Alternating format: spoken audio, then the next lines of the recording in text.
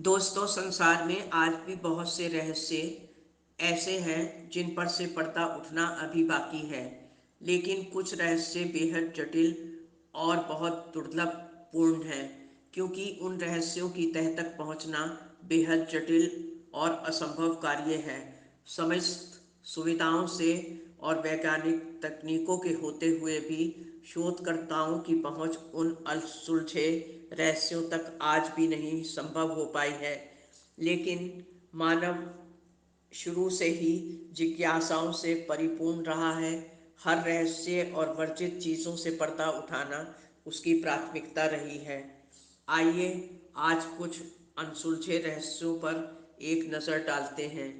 जैसा कि हम सब जानते हैं कि भारतवर्ष के चेरापूंजी में होने वाली लगातार बारिश की तरह संसार में ब्राज़ील के रेन फॉरेस्ट का भी एक किस्सा संज्ञान में आया है।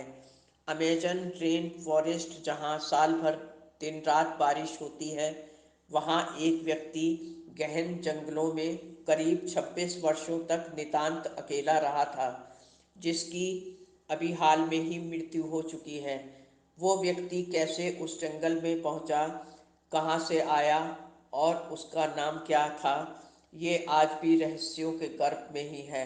आश्चर्य तो इस बात का है कि वो व्यक्ति अपने संपूर्ण जीवन काल में कभी किसी अन्य व्यक्ति से नहीं मिला और उस व्यक्ति के पास अपना कोई नाम भी ना था।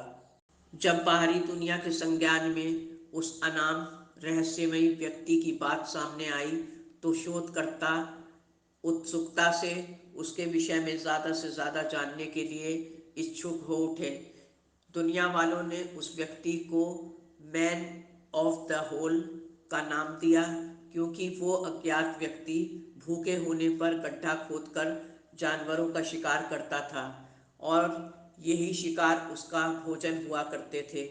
अपनी इस रहस्यमयी जनजाति के इकलौते इस इंसान की मौत के साथ ही सैकड़ों वर्षों पुरानी एक आदिम सभ्यता का अंत हो गया। इसी सच्चे किस्से से प्रेरित होकर 2015 में अमेरिका में एक टीवी सीरीज का भी निर्माण किया गया, जिसका टाइटल उन्होंने लास्ट मैन ऑन अर्थ रखा। इस सीरीज में अमेरिका वालों ने दुनिया में महामारी फैलने से तबाही का सजीव चित्रण किया है और दर्शाया कि इस महामारी में सिर्फ एक आदमी ही जिंदा बचा हुआ दिखाया गया। समस्त सुख सुविधाओं और बिना किसी रोक टोक के अकेले रहना शुरू में उस बचे हुए अकेले व्यक्ति को काफ़ी अच्छा लगने लगा, मगर जल्दी ही एक समय बाद वो अपने अकेलेपन और तन्हाई से और अपनी इस जिंदगी से ऊब कर घबराने लगा। हर सुख सुविधा से लैस होने पर भी उसके मन में लगातार नकारात्मक विचार घर करने लगे और एक वक्त ऐसा भी आया कि जब वो सुसाइड करने के लिए रात दिन बेचैन रहने लगा। ये सीरीज समस्त दुनिया में काफ़ी पॉपुलर और विख्यात हुई। लोग बड़ी संख्या में इस सीरीज का अवलोकन करते थे। अंडमान निकोबार द्वीप समूह में एक जनजाति आज भी मौजूद है, जिसे जारवा के नाम से जाना जाता है। इस जनजाति का बाहरी दुनिया से संपर्क ना के बराबर है। बिना कपड़ों के रहने वाली ये जनजाति को देखने और समझने के लिए अंडमान निकोबार द्वीप समूह के इस इलाके में एक रोड का भी निर्माण किया गया, जिसे अंडमान ट्रंक रोड का नाम दिया गया। बाद में इस सड़क का इस्तेमाल ह्यूमन सफारी के लिए भी किया जाने लगा। 1990 तक जारवा जाति का बाहरी दुनिया से कोई संपर्क नहीं था, मगर धीरे धीरे बाद में एक सड़क बन जाने से और पर्यटकों की आवाजाही से इस जनजाति की जिंदगी प्रभावित होने लगी। कुछ रेंजर्स द्वारा खाने पीने के सामान और दवाओं के बदले जारवा की महिलाओं को नाचने के लिए मजबूर करने लगे तथा उनका शोषण भी किया जाने लगा। बाद में सुप्रीम कोर्ट ने इन सब बातों के मद्देनज़र इस सड़क को बंद करने का आदेश भी दिया, जिस पर पूरी तरह से अमल नहीं हो सका। ह्यूमन सफारी पर भी रोक लगा दी गई और जारवा जनजाति को अपने तौर पर जीने के लिए आदेश पारित हुए।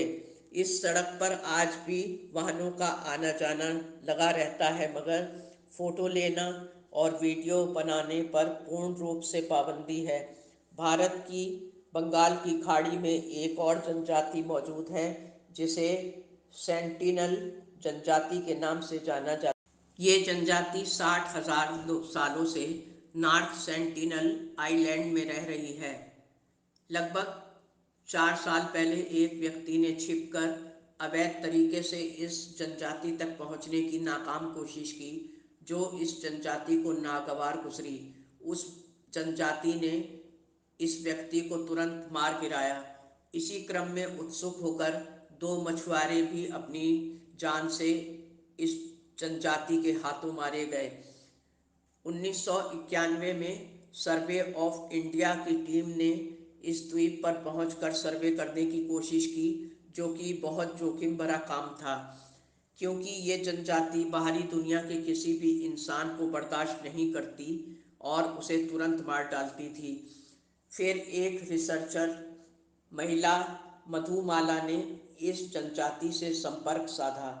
आश्चर्य कि इस जनजाति ने मधुमाला को देखते ही अपने हथियार जमीन पर रख दिए और मधुमाला के लाए हुए नारियल को भी बहुत प्यार और स्नेह से स्वीकार किया।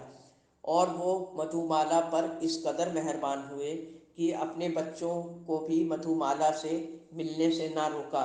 बाद में जारवा जनजाति ने मधुमाला को अपनी बेटी मान लिया।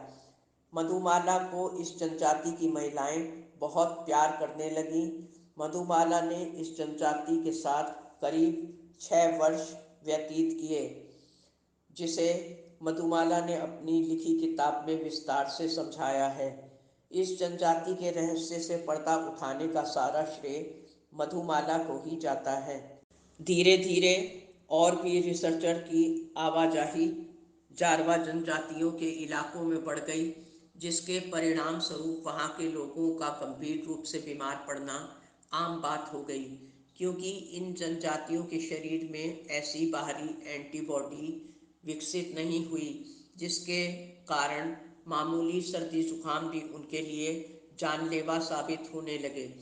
इसी कारण अब इन जनजातियों को अपने तरीके से जीने की छूट मिल चुकी है और बाहरी दुनिया से इनके संपर्क को ख़त्म कर दिया गया है। एक सर्वे के अनुसार संपूर्ण दुनिया में लगभग 100 से अधिक ऐसी जनजातियां हैं जिनका बाहरी दुनिया से कोई भी संपर्क नहीं है। वो अज्ञात स्थानों पर अज्ञात जीवन यापन कर रही हैं।